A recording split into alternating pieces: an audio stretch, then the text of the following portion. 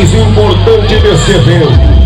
O momento mais lindo, e essa praça vai se transformando num jardim de luzes. Olha que coisa linda. Olha que festa maravilhosa. Onde nós temos a criança de Cosme e Damião.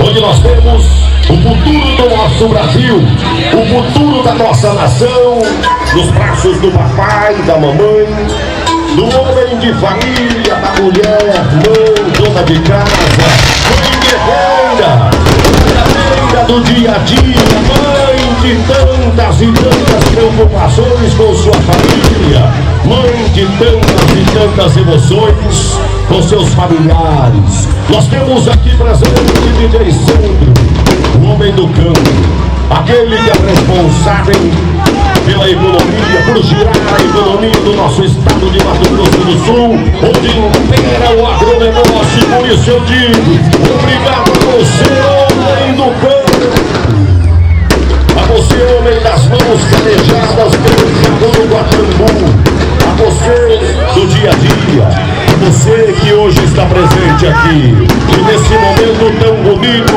onde as luzes brilham, eu quero pedir a Deus, o grande arquiteto do universo, que entre na casa de cada um de nós, senhoras e senhores.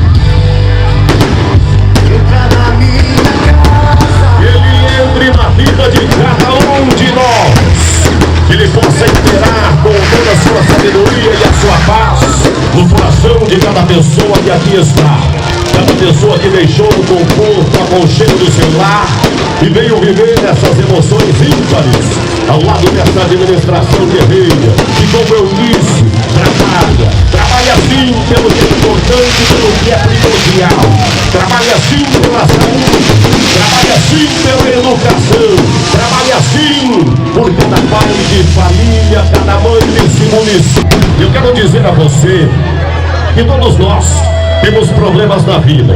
A vida é feita de momentos. A vida é feita de momentos tristes, de momentos alegres, mas são momentos que vão, que passam. E toda vez que você estiver diante do mar vermelho, diante daquela grande dificuldade, eleva o teu pensamento às alturas e peça que ele possa abrir o mar para que você possa passar e prosperar. As cores vão subindo, vão lá nas alturas, elas vão brilhando. Hoje elas